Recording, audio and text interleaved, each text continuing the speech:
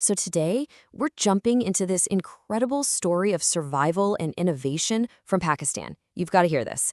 We're going to see how a single government project, born out of a huge trade crisis, became a total lifeline for an industry, and get this, a blueprint for the country's future. It's a true masterclass in turning a crisis into a catalyst. Okay, just imagine this for a second. You run a business, right? You're good at it, you know the market, you play by the rules, and then literally overnight, all the rules just vanish. Poof. The global system that propped up your business is gone. What on earth do you do? Well, this wasn't some hypothetical nightmare. This was the cold, hard reality for thousands of textile exporters in Pakistan back in 2005. All right. So what caused this massive shock to the system? See, to really get why the Lahore Garment City was so brilliant, we first have to understand the sheer scale of the crisis they were facing. This project wasn't just dreamed up in a boardroom. It was forged in the fire of a global trade revolution. For decades, the world's textile industry basically had a safety net. It was called the Multi-Fiber Arrangement, or MFA. Think of it as a quota system that guaranteed countries like Pakistan a certain slice of the export pie. But then, bam, January 1st, 2005 hits, and that entire safety net is ripped away. The market became a global free-for-all. And with those quotas gone, the entire game changed in a flash. Suddenly, it wasn't enough to just make things. Now, small exporters in Pakistan had to compete on a totally different level. International buyers were demanding top-notch quality, lightning-fast production, and, this is key, strict proof of ethical labor and environmental standards. For thousands of businesses, this was do or die. So, Pakistan's back was against the wall.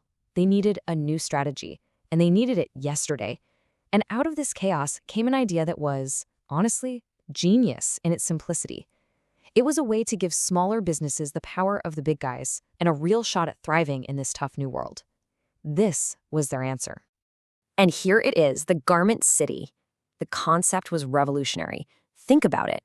If you're a small entrepreneur, how in the world are you going to afford the land, the construction, the complex compliance upgrades? It's pretty much impossible. So the government said, you know what, we'll handle it. They built the whole park so businesses could just show up, lease a space, and plug and play.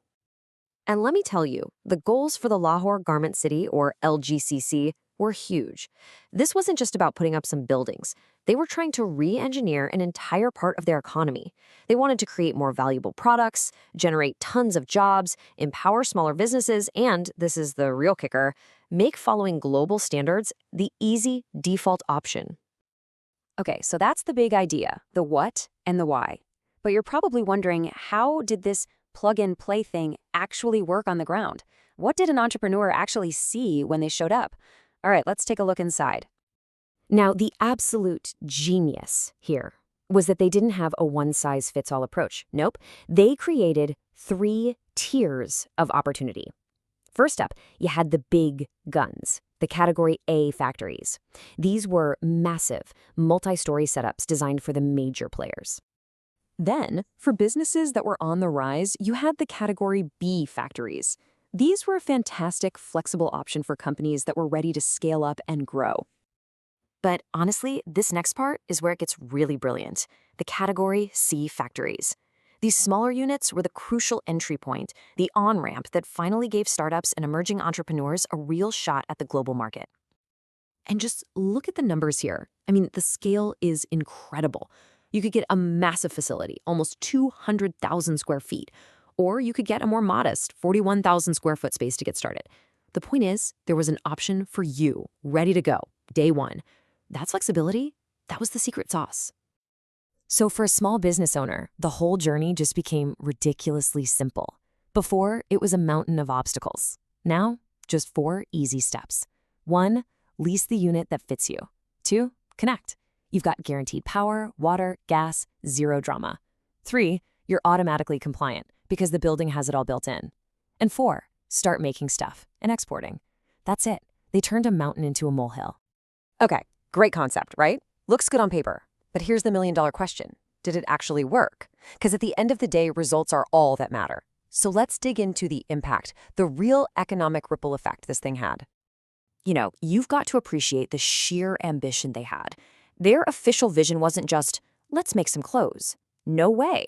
They wanted to create these vertical facilities where you could go from raw fabric to a world-class finished garment all in one place. They weren't just playing to compete, they were playing to lead. That was the big dream. So, did that dream come true?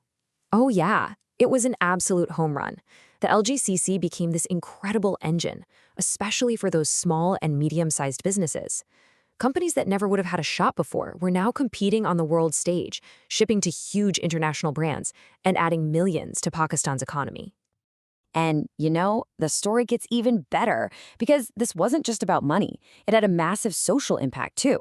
The garment industry is a huge employer of women in Pakistan, and because the LGCC focused on creating safe, professional environments, it provided secure, empowering jobs. It was a huge step forward for an inclusive workforce. And finally, it completely professionalized the sector. Remember how we said compliance was the new battlefield? Well, the Garment City came with all that stuff built right in. Water treatment plants, modern fire safety, the whole shebang. So meeting international standards wasn't some big struggle anymore. It was just the baseline. It really did raise the bar for everyone. But the story doesn't end there. The success of this one project went way beyond its own fences. It created such a powerful blueprint that it's now shaping the entire national industrial policy of Pakistan. Think about this. The Lahore Garment City started as a laser-focused solution to one industry's crisis, but it worked so well that it became the go-to model. Now, as Pakistan develops these massive special economic zones, or SEZs, for all kinds of different industries, guess what template they're using? Yep, the plug-and-play model that was pioneered right here.